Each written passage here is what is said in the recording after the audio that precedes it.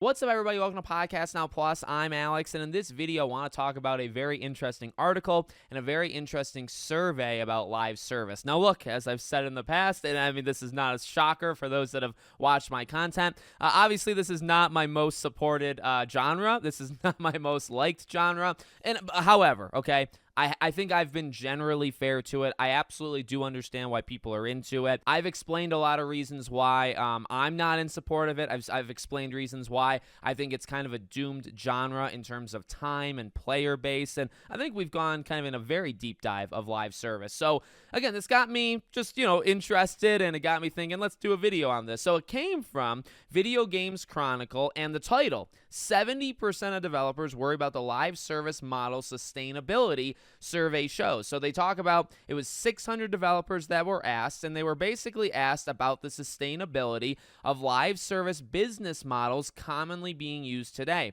39% said they were somewhat concerned, 31% said they were very concerned, and then 25% said they weren't concerned, 4% said they don't know. And then they break down what live service would be defined as, and then they said of those surveyed who said they were somewhat or very concerned about it, around 2/3 said they were worried about players losing interest in live service games, or that competition from other live service games would affect theirs. And then there's other reasons, and they actually say it. So 70%, here's actually a very nice chart. Loss of interest from players and increased competition are the major drivers of sustainability concerns. Players losing interest, 63, competition, 62, rising user acquisition costs, 47, rising development costs, 34, competition from other entertainment, 20, loss of interest from investors, 12, that's interesting, other, 12, don't know, 1. So some of these people, I think, just might be lost.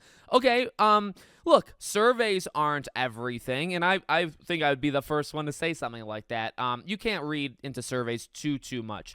600 developers seems like a lot to me. Now, I'm not in the industry. I don't know that for sure, but 600 developers being polled this question, and for 70% to come out being somewhat concerned. And you got to think about this too, right?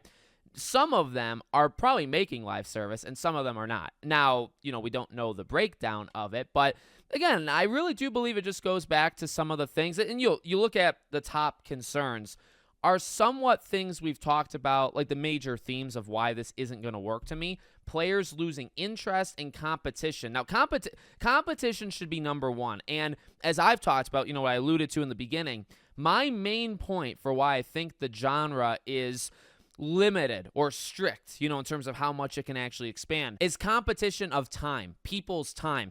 There's only so many gamers in the world, and the number has actually, I believe, started to go down. It peaked, I think, a few years ago, and it includes like mobile and stuff, right? It peaked, and it's a big number, but it peaked, and now it's actually, I believe, regressed 2 years in a row.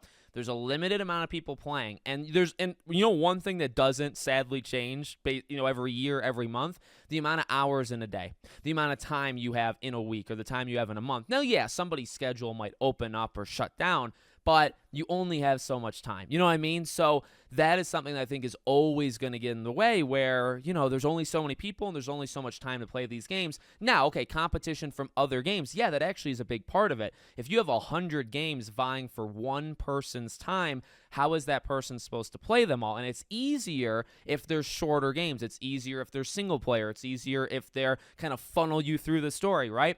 If 15 of them are live service, you're asking one person to play 15 live service games, and the expectation is you play them every day. And that is the core of live service, and that is the fundamental problem. And again, I've said that multiple times. So look, there's a bias, and the survey, I guess, kind of like, strengthens my bias, if that makes any sense. Again, like, I get people that are into it. I do understand, like, that it is popular, and there are some good games. I mean, I love Rocket League. I absolutely, and I've put in 400 plus hours into Rocket League. So, I've done live service games in the past, and I still do it to this day, but it's just a model that is scary, and it's a model that I don't think we should really be chasing, or at least chasing as hard as some of the, publishers out there are. So, I don't know, just interesting to see that. I mean, as you go further down this thing, right? Acquisition costs, development costs, again, 34%, that's a pretty good number. Competition from other entertainment, I really hope, I've said this before with like the Game Awards, okay? You can't be afraid of like being in the gaming industry. We need to stop with this push of like, we need these Hollywood types to kind of like give us approval, right? Like make us feel good. When you're gaming, it is supposed to be the greatest place on earth. When you're playing a game, it's supposed to be the best thing that you're doing. When you're watching a movie, it's supposed to be the best thing that you're doing. But they don't, when you're in that mode, you shouldn't be thinking about the other one. Does that make sense? So I really hope that is not an indicator that there's developers out there, and there probably is. I get it. I get thinking like, well, we got to be careful about television and movies and music and manga and like all this stuff. You have to be careful about it. Yeah, I guess like you have to be aware of those patterns. You have to be aware of what they're doing. But you need, to me, this is my confident opinion, you need to have confidence in what you're doing. You need to be confident saying gaming is the greatest entertainment medium on planet Earth. And it doesn't need to be objectively right. It just needs to be your mindset. We're doing the best that we can do. We're making games the best entertainment platform or thing, you know, that people can be doing. That should be the mindset. It shouldn't be worrying. You know what I mean? So, I don't know. I mean, it doesn't give you too much info of what the mind games of these people are. But I just thought it was an interesting article. Thought I would, read it over with you guys. And I think it further shows, like, developers aren't too thrilled. 70 to 30. 70 to 30 are concerned about where that one genre is going. And, again, do surveys mean everything? No. Are these developers and not publishers? Yes. These are the people that are ultimately told what to do, not the ones telling others what to do. That's another scary thing. If it was publishers saying this, I'd feel pretty good.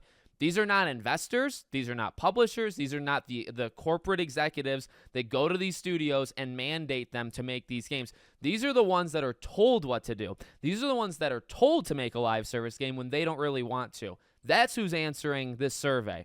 So that's, you could have the greatest answers on planet Earth, and the survey can look as good as it does, in my biased opinion, I guess, right? It can look as good as it wants to, but are any actions going to get taken on it? I think actions will be taken, but I think it's because it's going to keep dying, and then, people are going to realize it. That's why it's going to change, not because of a survey. So let me know what you guys think in the comments. Make sure, as always, you're subscribed to the channel, bell icon turned on. I hope to see you all on the next one.